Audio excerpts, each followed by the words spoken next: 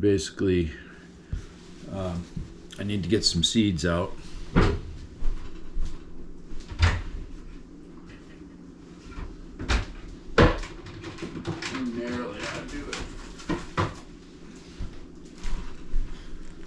Put them on a paper plate, but a bowl works. Get a few of these poured out into the bowl. Try to keep them dry. You don't need a gazillion of them. All right, so I got a few seeds in the bowl, and then I take my rock wool, which I have in the container over here, just out of screen sight, and I start dropping them in here one by one. All right, it's a little tedious process to sit here and watch, so I'm not gonna sit here and run the video the whole time.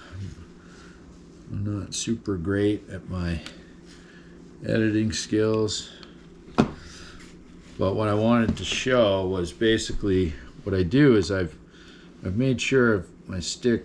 Look at this handy wooden skewers,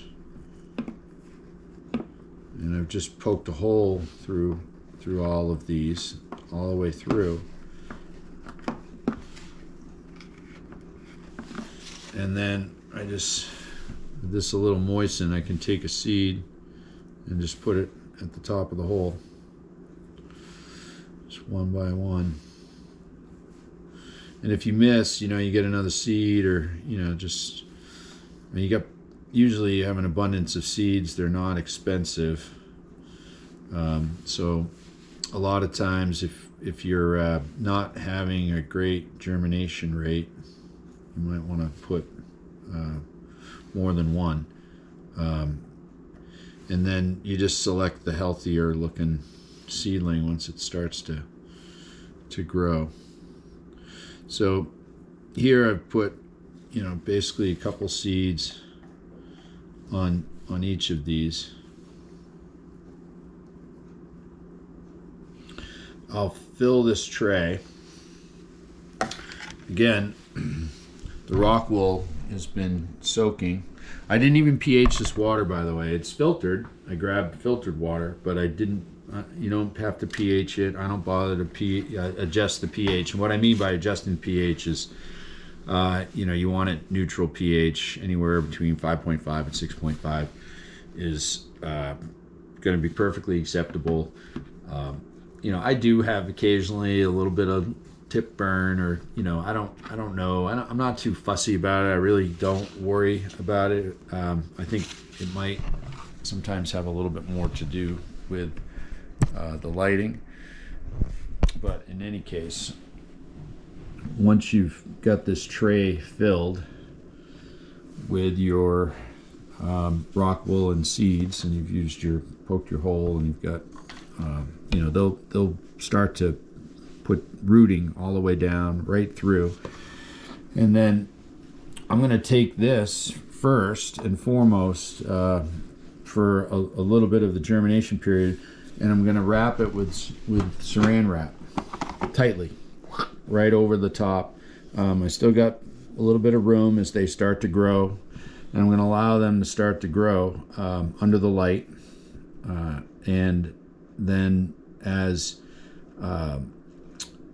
I start to see some leaves pop out and some roots will begin to drop, I will take the cling wrap off, and what I'll do is I'll suspend them in this, and I'll fill the water level all the way up so it's right even with, and you can actually see that you're getting water into so the rock wool can soak it up. And then what you'll notice, and I'll have to update the video at some point or another, but you'll have some nice roots growing down, and they got to become about 2 inches long, so, or an inch about 2 inches actually, because then you got to transfer the seedling into a net pot, making sure that you get your roots through the bottom of the net pot. And then when you fill your container all the way up with water, your nutrient mixture, sorry, you're going to do so such that the very bottom of the net pot is basically submerged. So just so this dark cross on the bottom is basically just barely submerged. And then obviously it'll drink most of that liquid solution. This is almost all gone. These plants are basically done. We're gonna cut these down in a few days as we get ready to put our next batch in. And then as far as the light goes, these are lined up end to end. So I have a single 4-foot LED light using T5 bulbs. You want a high K value, like a 5500K or 6500K light for veg, and honestly vegetation or flower, you can optimize your light. You can spend a lot of money on light. I certainly recommend LED. I have an LED light that I made that works really well, and I made it for about $80. So lots of choices in lighting. I could do another video on lighting, but I think for the most part, if you go on Amazon and you put 4-foot grow light or 4-foot fluorescent grow light, you can get a good starter light for $100, and then you can start to make some decisions about what you might want to do for if it's a hobby that you think you're going to continue to do. We've been over a year now growing lettuce pretty continuously, and it's great. I mean, I sometimes, sometimes you go a few weeks, you don't have any available, so and you remind yourself why you do it, because the store-bought stuff, especially this time of year, is pretty terrible. But essentially that's it. I think I've kept it under 15 minutes. Germination process, Kratky method, and what we'll do is hopefully I'll get a chance to update this video. It would hopefully be enough to get most people going. I think it has a pretty good list. If I didn't mention it, I use a scale for the weights for the making up the nutrient solution.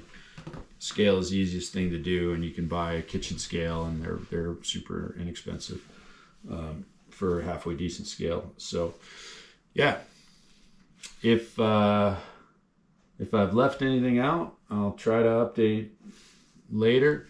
We'll get back to the process of this in a little bit. Again, this will just be wrapped up. It won't be submerged in this. I've tried that before. It was too wet.